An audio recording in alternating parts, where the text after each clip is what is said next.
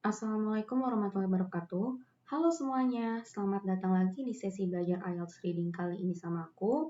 Kalau sebelumnya kita sudah bahas matching headings, kali ini kita pindah ke tipe soal lain yang juga sering muncul dan cukup tricky, yaitu summary completion. Aku yakin banyak di antara kalian yang begitu lihat rangkuman dengan kotak kosong langsung panik. Aduh, isi pakai kata apa ya yang paling sesuai? Nah, tenang, di video ini aku bakal jelasin pelan-pelan dan kita akan bahas formatnya seperti apa, strategi menjawabnya, tips and triknya, dan juga sampai contoh latihan biar kalian bisa langsung praktek nantinya. Jadi pastikan kalian simak sampai akhir ya, karena tipe soal ini bukan cuma soal bahasa, tapi juga soal strategi membaca cepat dan pemahaman konteks. Sebelum kita mulai, kenalin dulu ya. Aku Olivia Firdausi dan baru aja selesai menempuh studi master aku di INSIF University Malaysia. Aku udah cukup lama bergelut di dunia akademik dan punya pengalaman dalam strategi membaca, penulisan akademik, juga sedang mengikuti publikasi jurnal internasional dan berbagai kegiatan profesional lainnya. Jadi, di sesi kali ini aku bakal sharing strategi yang sudah aku gunakan juga dalam menghadapi IELTS reading, khususnya tipe soal summary completion. Harapannya, materi ini bisa membantu kalian lebih siap lagi dalam menghadapi ujian nanti. Sebelum kita masuk ke materi, kita bahas dulu nih objektif material dari pembelajaran kita hari ini, yang mana ada 4 hal utama yang perlu diperhatikan. Yang pertama, kita akan memahami format soal summary completion, yaitu rangkuman yang berisi beberapa bagian kosong yang harus dilengkapi dengan kata yang paling tepat. Kedua, kita akan melatih kemampuan menemukan ide utama dan juga detail penting dalam bacaan. Karena tanpa itu, kita bakal kesulitan mengisi ringkasan dengan benar. Berbeda dengan matching headings yang harus lebih fokus pada ide utama saja, namun dalam summary completion ini detail penting juga harus diperhatikan lebih dalam lagi. Ketiga, kita belajar menerapkan strategi memilih kata yang paling tepat dari daftar jawaban yang tersedia. Ingat, biasanya jumlah kata lebih banyak daripada jumlah kotak kosong, jadi nggak semua kata akan kita pakai. Dan keempat, kita akan mengasah kemampuan paraphrase dan memperluas kosakata kita. Kenapa? Karena seringkali ringkasan menggunakan kata berbeda dari yang muncul di teks aslinya. Jadi, kita nggak bisa tuh hanya mengandalkan copy-paste kata dari bacaan saja. Kalau kalian bisa menguasai keempat tujuan ini, soal summary completion yang awalnya kelihatan sulit akan jadi lebih mudah dikerjakan nantinya. Sekarang kita masuk ke materi. Nah, mari kita lihat dulu gambaran besar dari materi ini. Jadi, di bagian reading IELTS itu sebenarnya ada banyak sekali jenis soalnya. Total sekitar ada 9 macam. Mulai dari melengkapi rangkuman, menjodohkan heading dengan paragraf, mengidentifikasi opini penulis, pilihan ganda, melengkapi tabel, diagram, dan sebagainya. Semua itu harus kalian lakukan hanya dalam kurun waktu 60 menit saja untuk 3 teks bacaan yang lumayan panjang. Nah, summary completion ini adalah salah satunya. Tipe soal ini meminta kita melengkapi rangkuman bacaan dengan kata yang paling tepat. Biasanya ada beberapa kotak kosong yang harus diisi. Kata jawabannya bisa berasal langsung dari teks ataupun dipilih dari daftar kata yang sudah disediakan sebelumnya. Yang perlu digarisbawahi di sini, ringkasan ini sering menggunakan paraphrase. Jadi, kalian harus benar-benar paham makna bacaan dari teks tersebut, bukan hanya menyalin kata dari teks. Dengan kata lain, teks ini bukan sekedar menguji kosakata, tapi juga kemampuan kita dalam membaca kritis. Seberapa cepat kalian bisa menghubungkan detail bacaan dengan konteks ringkasan tersebut. Jadi, di soal summary completion ini, kita akan diberikan sebuah rangkuman bacaan yang berisi beberapa ruang kosong atau gap yang harus diisi dengan kata yang paling tepat. Kata jawabannya bisa diambil langsung dari teks atau daftar pilihan yang sudah disediakan sebelumnya tergantung dengan instruksi soal yang ada. Yang perlu diperhatikan adalah rangkuman ini biasanya memparaphrase isi bacaan. Artinya, kita nggak hanya menyalin kata-kata dari teks secara langsung, namun lebih ke memahami makna keseluruhan dari bacaan, lalu mencocokkan dengan kata yang paling tepat untuk mengisi ruang kosong tersebut. Kalau soal menggunakan daftar pilihan kata, biasanya jumlah kata yang tersedia lebih banyak daripada jumlah ruang kosongnya. Jadi, tidak semua kata akan digunakan. Di sini, kalian perlu memahami kata yang paling tepat dari daftar yang ada. Pilihan dalam daftar kata biasanya itu berbentuk sinonim ataupun antonim dengan kata yang ada di teks. Jadi, Meskipun ada kata yang terlihat mirip, kita harus benar-benar memahami konteks bacaan untuk memilih kata yang paling tepat. Sekarang kita lanjut ke beberapa hal atau aturan yang perlu diperhatikan dalam IELTS Reading Summary Completion ini. Yang pertama, perhatikan batas jumlah kata di instruksi soal. Misalnya, apakah no more than 2 words and or a number? Ini berarti kalian tidak boleh mengisi dengan lebih dari 2 kata atau memasukkan angka, kecuali kalau instruksi soal bilang sebaliknya. Jadi di sini kalian harus betul-betul memperhatikan instruksi soalnya apa kata yang diminta. Selanjutnya, jawaban harus sesuai dengan tata bahasa kalimat atau grammar yang tepat. Apakah kata yang dipilih tersebut harus singular atau plural sesuai konteks, ataupun bagaimana struktur frasa yang tepat. Jangan sampai kata yang dipilih justru merusak struktur kalimat tersebut. Nah, dalam section ini, ejaan juga harus tepat. Walaupun pilihan kata berasal dari daftar atau teks, pastikan ejaan kata yang kalian pilih sesuai dengan yang ada dalam soal. Kalau tidak, jawaban kalian bisa dianggap salah. Yang terakhir, urutan gap biasanya mengikuti urutan informasi di bacaan. Jadi, manfaatkan urutan bacaan tersebut untuk menelusuri lokasi jawaban dengan tepat. Selanjutnya, kita akan bahas langkah-langkah praktis yang bisa kamu ikuti untuk mengerjakan soal summary completion ini dengan lebih efektif. Nah, di slide ini ada beberapa tahapan yang bisa dilakukan. Yang pertama adalah memahami instruksi soal dengan cermat. Memang, mungkin kalian sudah sering berlatih soal-soal IELTS, tapi tetap saja perhatikan instruksi ini dengan sebaik-baiknya. Setiap soal mungkin punya sedikit perbedaan dalam aturan. Misalnya soal meminta menggunakan lebih dari satu kata, atau membatasi jumlah kata, atau sebagainya. Jadi, jangan sampai tergesa-gesa dan melewatkan detail instruksi ini sebelum membaca ke passage yang ada. Yang kedua, setelah memahami instruksi, kalian baca rangkuman yang diberikan dengan cepat dan tepat. Fokus utamanya adalah menangkap topik besar dari rangkuman tersebut. Kalau rangkuman mencakup keseluruhan teks atau hanya beberapa paragraf tertentu, kamu harus tahu bagian mana yang harus kamu fokuskan. Ketiga, tentukan bagian bacaan yang harus dirangkum. Teks biasanya tidak akan memberitahu secara eksplisit bagian mana yang harus dirangkum. Tapi, kamu bisa menyimpulkan berdasarkan konteks ataupun kata-kata tertentu dalam rangkuman tersebut. Dalam beberapa kasus, rangkuman mungkin merangkum bagian tertentu dari bacaan. Jadi, pastikan kamu tahu mana yang paling relevan. Keempat, setelah mengetahui bagian mana yang harus dirangkum, baca rangkuman secara teliti sambil melihat daftar pilihan kata. Pilihlah kata yang sesuai, tetapi ingat, eliminasi kata yang tidak tepat ataupun yang kurang relevan. Meski maknanya terasa pas, kata tersebut mungkin tidak tepat secara grammar ataupun tidak sesuai dengan konteks rangkuman tersebut. Langkah terakhir, setelah semua gap terisi, baca kembali rangkuman yang sudah dilengkapi. Pastikan semua kata-kata yang kamu pilih tetap masuk akal dan relevan dan juga sesuai dengan konteks keseluruhan bacaan tersebut.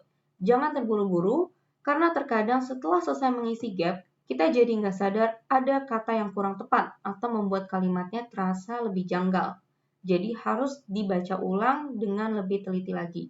Nah, langkah-langkah ini akan membantu kalian menyelesaikan soal dengan cara yang terstruktur, efektif, dan efisien. Dengan memahami dan mengikuti 5 langkah ini, kalian akan bisa lebih cepat dan tepat dalam memilih kata yang cocok untuk mengisi ruang kosong tersebut. Sekarang kita lihat beberapa test tips yang bisa kalian gunakan saat mengerjakan summary completion di IELTS Reading. Ada sekiranya 5 tips penting yang akan membantu kalian mengerjakan soal dengan lebih cepat dan tepat. Yang pertama, rangkuman yang diberikan selalu berbentuk kalimat lengkap, bukan hanya berupa poin-poin catatan. Jadi, jangan berpikir kalau kamu hanya perlu menambahkan 1 atau 2 kata yang asal cocok. Pastikan rangkuman yang kamu buat mengalir dengan baik dan masuk akal sebagai kalimat utuh, bukan hanya kata-kata yang dipasang-pasangkan saja. Nah, yang kedua, gunakan judul rangkuman sebagai petunjuk utama. Judul ini akan mengarahkan kalian ke bagian teks yang paling sesuai. Misalnya, kalau judul rangkuman tentang pengenalan teknologi terbaru, maka kalian bisa mencari bagian teks yang mengulas topik tersebut untuk mengisi gap yang relevan. Nah, yang ketiga, sebelum memilih kata, tentukan dulu jenis kata yang dibutuhkan. Apakah itu noun, verb, ataupun adjective. Mengetahui jenis kata yang diperlukan akan sangat membantu memilih kata yang paling tepat. Misalnya, kalau Gap membutuhkan kata sifat atau adjektif, kamu tidak akan memilih kata benda atau nouns, begitu juga sebaliknya.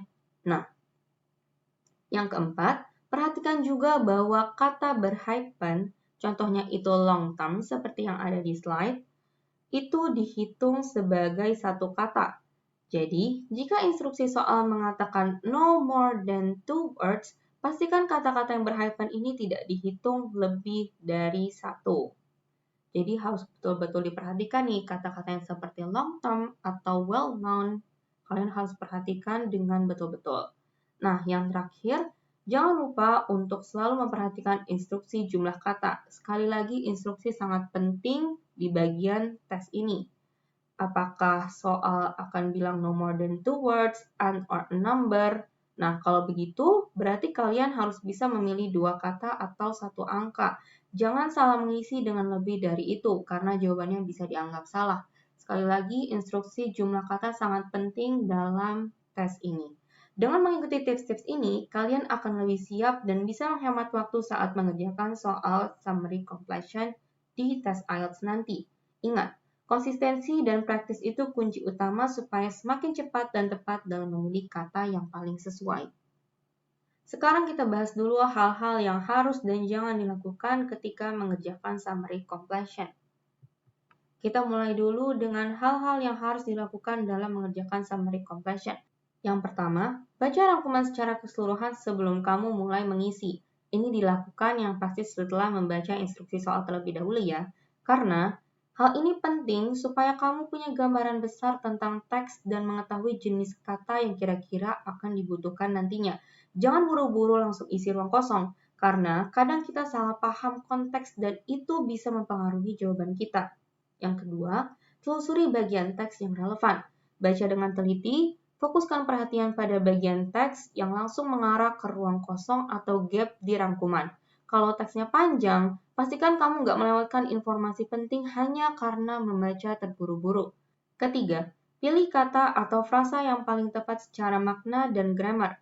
Meskipun kata itu ada di daftar jawaban atau teks, pastikan kata yang kamu pilih itu paling sesuai dengan konsep kalimat secara keseluruhan dan tidak merusak struktur kalimat ataupun grammarnya.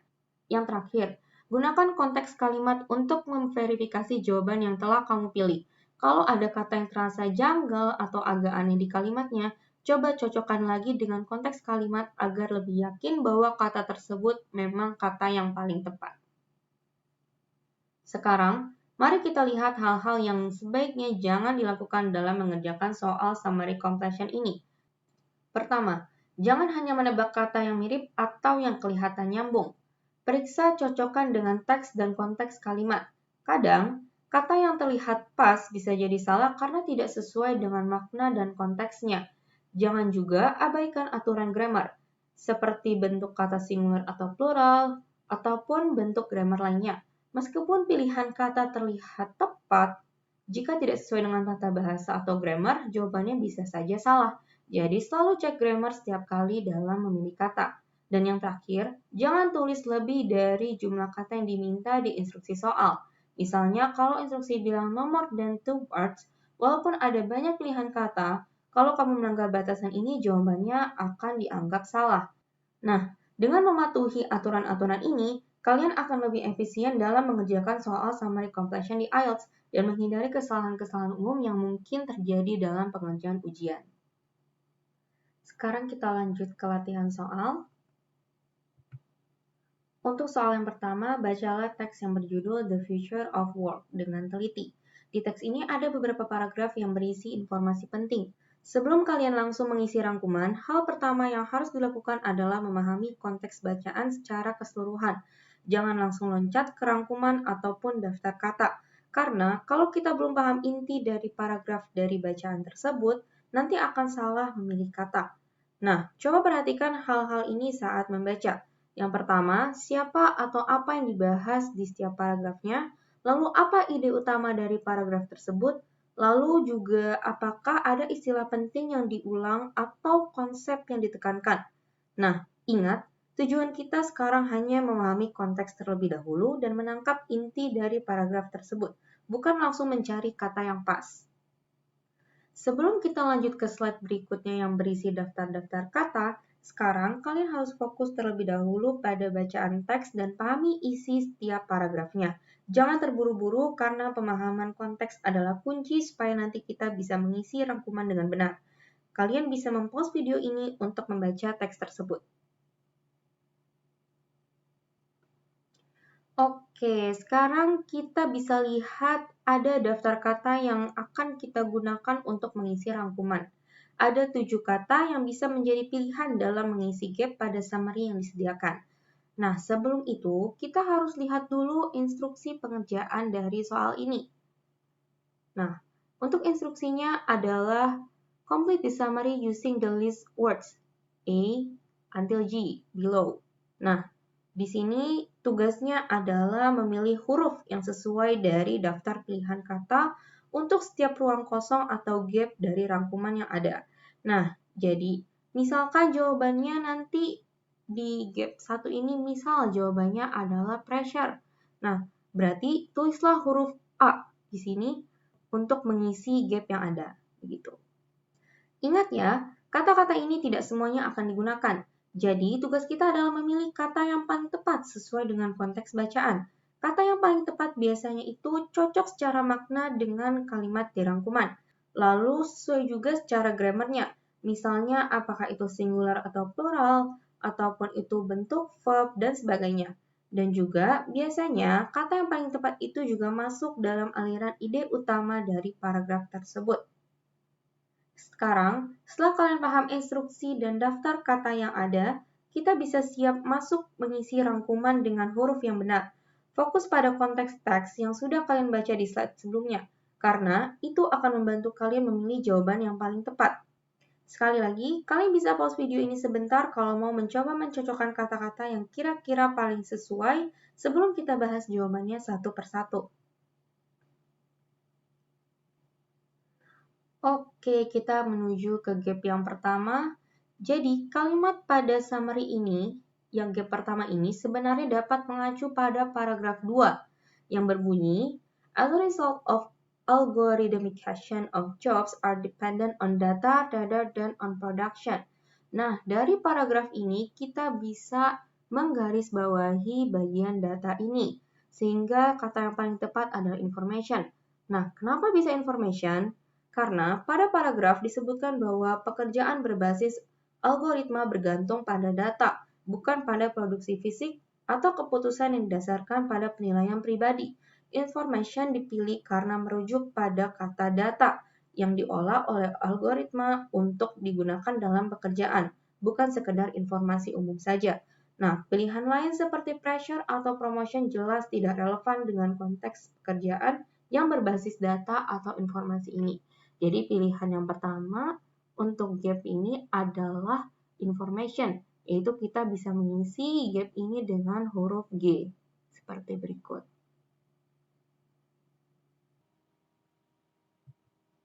Sekarang kita lanjut ke gap kedua.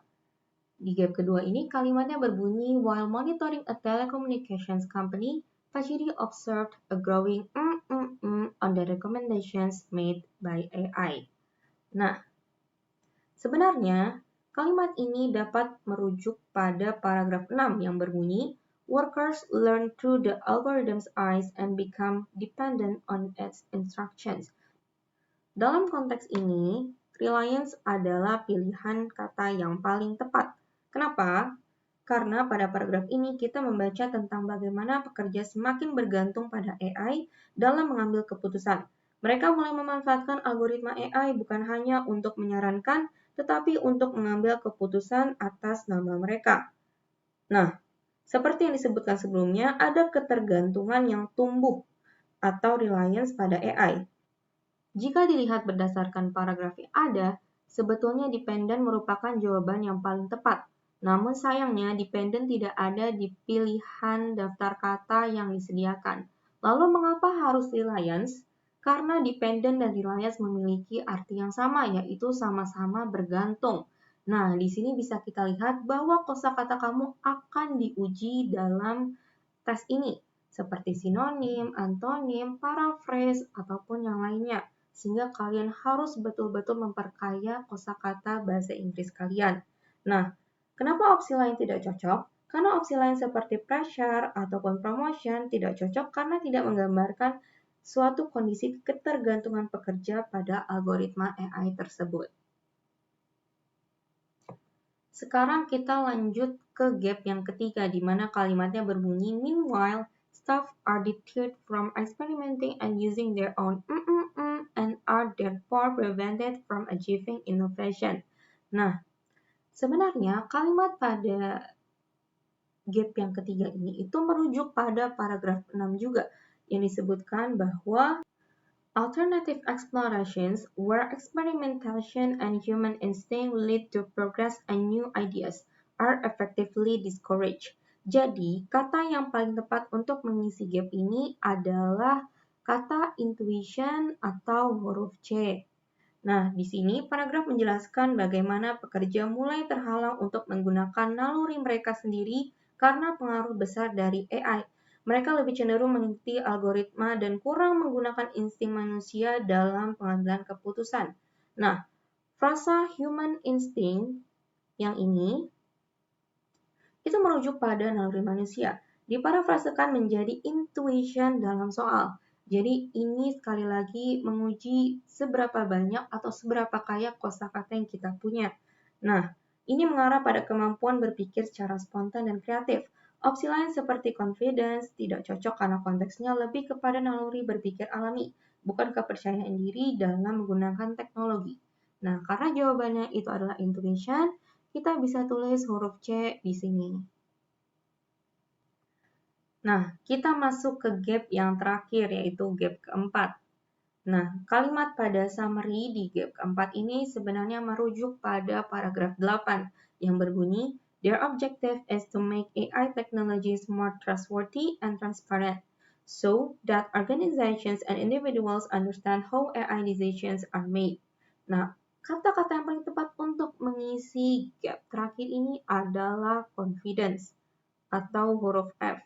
Nah, kata understand pada teks ini, kita bisa lihat di sini, kata understand itu diparafrasekan menjadi confidence di soal.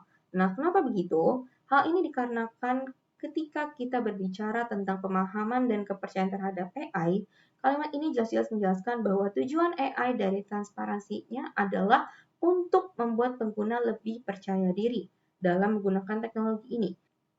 Dengan pemahaman yang lebih baik tentang bagaimana AI membuat keputusan, pengguna akan merasa yakin bahwa keputusan tersebut bisa dipertanggungjawabkan.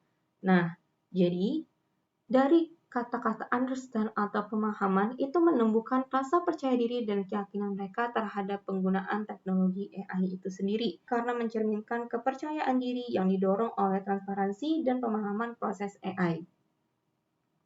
Baik, sekarang kita menuju ke soal kedua. Bacalah teks yang berjudul Roman Shipbuilding and Navigation dengan teliti.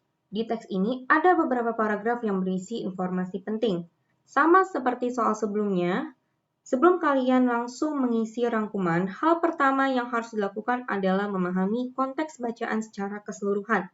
Jangan langsung loncat ke rangkuman ataupun daftar kata, karena kalau kita belum memahami inti paragrafnya, nanti akan salah memilih kata. Ingat, tujuan kita sekarang hanya memahami konteks dan menangkap inti dari paragraf tersebut, bukan langsung mencari kata-kata yang pas.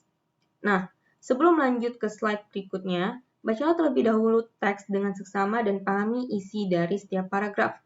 Jangan terburu-buru karena pemahaman konteks adalah kunci supaya nanti kita bisa mengisi rangkuman dengan benar. Kalian bisa mempause video ini untuk membaca teks tersebut.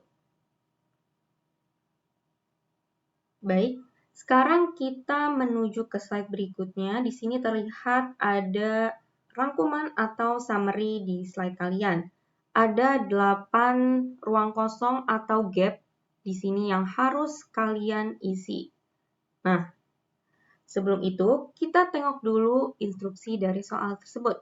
Instruksinya adalah choose one word only from the passage for each answer. Nah, itu artinya kita hanya boleh mengambil satu kata saja dari bacaan, tidak boleh lebih. Nah, masih mirip dengan soal sebelumnya, tugas kita adalah mencari kata yang paling tepat dari bacaan untuk mengisi setiap gap. Caranya itu sama seperti saat kita mengerjakan soal pilihan kata sebelumnya. Namun bedanya, tidak ada daftar kata yang disediakan pada model soal ini. Jadi kita bisa mengambil langsung kata-kata tersebut dari teks bacaan. Nah, perlu diperhatikan bahwa pastikan kata yang dipilih sesuai dengan makna kalimat. Dan juga cek apakah itu semua sudah sesuai grammar atau belum. Dan terakhir, pastikan kata tersebut benar-benar muncul di teks bacaan, bukan kata-kata hasil opini kita ataupun bukan merupakan kata-kata yang kita buat sendiri. Nah, kalau sudah paham instruksinya, silakan kalian coba dulu mengisi rangkuman ini berdasarkan teks yang tadi sudah kita baca di slide sebelumnya. Ingat ya, jangan menebak dari pengetahuan umum, tapi gunakan kata yang sama persis dari teks. Nah, kalian bisa mempause videonya terlebih dahulu untuk mencoba mengisi 8 gap yang ada di sini. Sekali lagi, pastikan bahwa kata-kata yang kalian pilih itu benar-benar berada di teks, bukan merupakan kata-kata yang kalian buat sendiri. Baik, kita ke soal pertama atau gap pertama. Kita baca terlebih dahulu summary-nya. Di sini, warships were designed so that they were and moved quickly. Nah, sebenarnya kalimat ini itu merujuk pada paragraf ketiga di teks yang menyebutkan bahwa warships were built to be lightweight and very speed. Nah, di sini kata kunci lightweight itu muncul secara eksplisit pada teks untuk menggambarkan rancangan kapal perang Romawi. Kapal-kapal ini memang sengaja dibuat ringan agar bisa bergerak cepat dan juga mudah bermanufar, terutama ketika bertempur di dekat pantai atau setelah pertempuran berlangsung. Nah, hal ini menjadikan kata lightweight yang secara eksplisit disebutkan di teks merupakan pilihan yang paling tepat untuk mengisi gap pertama ini. Karena opsi lain itu tidak tepat karena teks tidak menyebutkan karakteristik utama selain ringan atau lightweight dalam konteks desain kapal perang. Baik, kita ke soal nomor 2 atau gap nomor 2. Kita baca terlebih dahulu summary-nya. Di sini tertulis bahwa a battering ram made of was included in the design for attacking and damaging the timber and oars of enemy ships. Nah, sebenarnya kalimat yang berada di summary ini itu merujuk kepada kalimat di paragraf ketiga. Di sini secara eksplisit mengatakan bahwa they had a bronze battering ram. Nah, kata bronze di sini secara eksplisit ditampilkan di paragraf ketiga sebagai bahan utama pembuatan battering ram pada kapal perang. Alat ini digunakan untuk menabrak kapal musuh dengan menghancurkan lambung kayunya atau timber hulls maupun merusak dayungnya. Nah, jawaban bronze ini adalah jawaban yang paling tepat untuk mengisi gap nomor 2, dikarenakan soal menekankan pada material. Sedangkan opsi lain tidak relevan mengingat tidak ada material lain yang dikaitkan dengan battering ram dalam teks. Jadi, kalian bisa menulis jawaban bronze di sini. Kita lanjut ke soal nomor 3 atau gap nomor 3. Kita baca terlebih dahulu summary-nya. Warships such as trireme had rowers on 3 different Nah, kalimat ini merujuk pada kalimat yang berada di paragraf nomor 4. Di sini secara eksplisit dituliskan bahwa it had rowers in the top, middle, and lower levels. Nah, kata levels di sini muncul secara eksplisit untuk menjelaskan posisi pendayung dalam kapal trireme. Mereka ditempatkan dalam 3 tingkatan yang berbeda, yaitu atas, top, lalu juga middle, dan juga lower. Nah, hal ini sesuai dengan kalimat soal yang menyebutkan bahwa pendayung duduk pada 3 posisi yang berbeda. Nah, opsi kata lain itu tidak sesuai sebab yang ditanyakan bukan jumlah maupun jenis pendayung, melainkan tingkatan pada posisi mereka. Sehingga jawaban levels lah yang paling tepat untuk mengisi gap nomor 3. Baik, kita lanjut ke soal nomor 4. Kita baca terlebih dahulu teksnya. Unlike warships, merchant ships had broad that lay far below the surface of the sea. Nah, sebenarnya kalimat ini itu merujuk pada kalimat yang berada di paragraf 5 di teks bacaan. Merchant ships dalam teks di paragraf kelima dijelaskan memiliki lambung atau hull yang lebar dan terletak jauh di bawah permukaan laut. Perbedaan ini membuatnya lebih stabil dalam membawa muatan besar, kontras dengan kapal perang yang dirancang dengan ringan dan dangkal. Nah, soal di sini juga menekankan pada lay far below the surface of the sea. Nah, sehingga dari penjelasan di paragraf 5 tersebut, jelas-jelas kata hull adalah kata yang paling tepat untuk mengisi gap nomor 4. Kita lanjut ke soal nomor 5. Kita baca terlebih dahulu summary-nya. They had both square and sails. Nah, kalimat ini kita sebenarnya merujuk pada paragraf 5 yang ada pada teks di mana mereka menyebutkan secara spesifik bahwa they had from 1 to 3 masts with large square sails and a small triangular sail at the bow. Nah, di sini selain menggunakan layar besar berbentuk persegi, ini large square sails, disebutkan juga bahwa merchant ships juga dilengkapi layar kecil berbentuk segitiga, a small triangular sail. Nah, kalimat pada soal yang bernadakan square and sails jelas merujuk pada kombinasi ini. Opsi lain tidak relevan karena teks secara eksplisit hanya menyebutkan dua bentuk layar, yaitu square dan juga triangular. Jadi, triangular atau segitiga di sini merupakan jawaban yang paling tepat untuk mengisi gap nomor 5. Oke, kita lanjut ke gap nomor 6. Nah, di sini kita baca terlebih dahulu soalnya. On merchant ships and warships, was used to ensure rowers moved their oars in and out of the water at the same time. Nah, kalimat ini sebenarnya merujuk pada kalimat yang berada di paragraf kelima yang berbunyi, in order to assist them, music would be played on an instrument, and oars would then keep time with this. Nah, di sini dijelaskan bahwa musik digunakan untuk membantu para pendayung menjaga ritme gerakan dayung mereka agar bisa masuk dan keluar air secara serentak. Jawaban musik ini merupakan jawaban yang paling tepat. Dikarenakan jawaban musik sesuai dengan kebutuhan soal yang menanyakan sesuatu untuk menyamakan gerakan dayung. Pilihan lain tidak sesuai karena hanya musik yang disebutkan secara eksplisit dalam bacaan tersebut. Oke, kita lanjut ke soal nomor 7. Kita baca terlebih dahulu kalimatnya. Quantities of agricultural goods such as were transported by merchant ships to two main ports in Italy. Nah, kalimat di summary ini sebenarnya merujuk pada kalimat pada paragraf ke-6 yang berbunyi, the cargo on merchant ships included raw materials and agricultural products. For example, grain from Egypt's Nile Valley. Nah, di sini disebutkan bahwa secara eksplisit itu produk utama yang diangkut oleh kapal dagang adalah salah satunya merupakan hasil pertanian yang contohnya itu adalah grain atau biji-bijian dari sungai Nil. Muatan ini kemudian dibawa ke pelabuhan-pelabuhan di Italia. Nah, sehingga berdasarkan dari kalimat di paragraf ini, kita bisa lihat bahwa jawaban grain itu merupakan jawaban yang paling tepat untuk mengisi gap nomor 7. Karena opsi lain itu tidak relevan sebab teks menekankan grain sebagai komoditas utama, bukan hasil pertanian lainnya. Nah, kita sampai di soal terakhir. Kita baca terlebih dahulu summary-nya. The ships were pulled to the shore by Nah, di sini kalimat itu merujuk pada teks di paragraf nomor 6, lebih tepatnya. Di sini bisa kita lihat bahwa just like today be intercepted by a number of towboats that would drag them to the quay. Nah, di sini dijelaskan bahwa kapal dagang yang besar dan penuh muatan ditarik ke daratan menggunakan towboats. Kita bisa lihat di sini. Towboats ini maksudnya adalah kapal penarik ya.